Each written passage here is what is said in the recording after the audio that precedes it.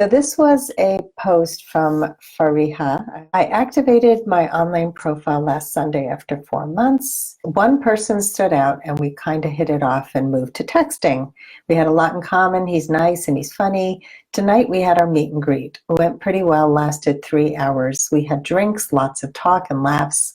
I told him I had to leave because my 13-year-old daughter was home, and he was a bit surprised, but he said he understood. He asked me if I would see him again, and I said yes, and that I had fun. A few minutes later, he said he couldn't gauge me, and that's in quotes. And I asked him what he meant, but he couldn't explain. I get that sometimes, but we just met. I can be reserved and a little shy in the beginning. He walked me to the car. We hugged and said thanks to each other. And as soon as I got home, I got a text from him that said I was not his type and thank you. I am so confused, such a dramatic change so fast. It is not worth to ask him why or what happened.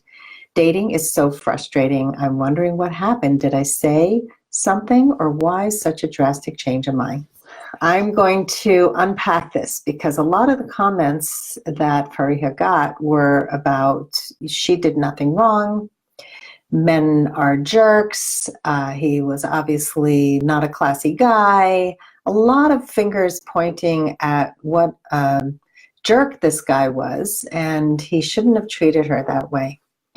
And so I want to address that first. You know, pointing the finger at men when men do something like this, don't call you back, why they suddenly stop talking to you, why a seemingly good date can turn into silence, ghosting, any of those things. And we tend to want to point a finger either at men or, as Fariha did, she pointed a finger at herself. She's wondering what happened, so she has no idea, but she's also asking, did she say something? Why did he have such a drastic change of mind?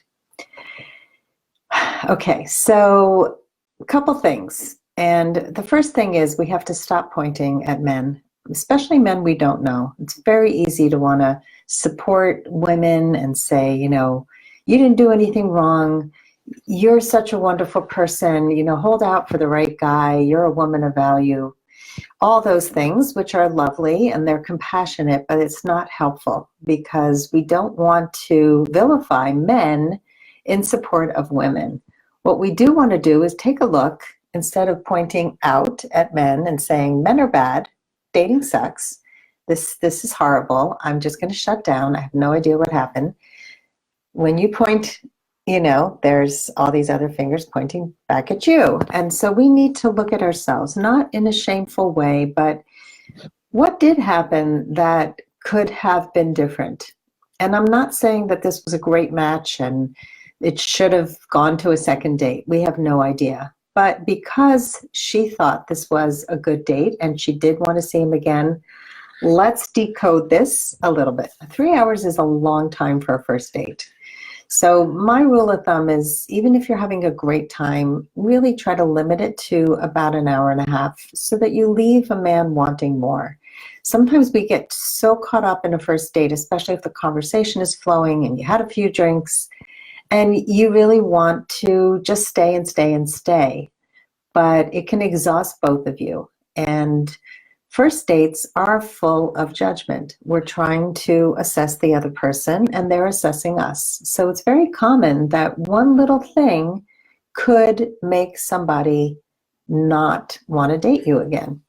Sometimes we say things like, I would never do this, or I would always do this, these absolutes, and then somebody's going to form a conclusion that you really never would leave your town. You really always do something, because they don't know you. They don't know the subtleties of you. So this guy is saying he couldn't gauge you. And so what I'm feeling is that because you're saying that you're reserved and shy in the beginning, he doesn't know who you are. He can't gauge who you are because you're holding back too much.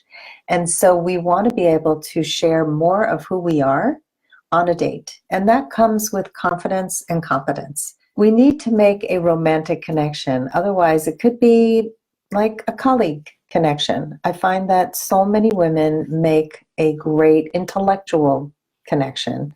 And so what I'm encouraging you is to be more vulnerable. Be more vulnerable, share a little bit more. Not everything, not your whole past, certainly not, the bad stuff, but share some more of your heart so that somebody can gauge who you are. They can feel that there's a little bit of flirting going on.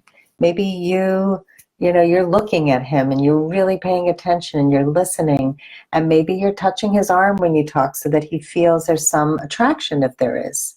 And so we don't need to ask a person why they had a sudden change of heart, but we can look at ourselves after every date and say, what can we do better? What can we do that will create a more romantic connection? And that way, more men will ask you out on a second, third, and fourth date, especially the men you like.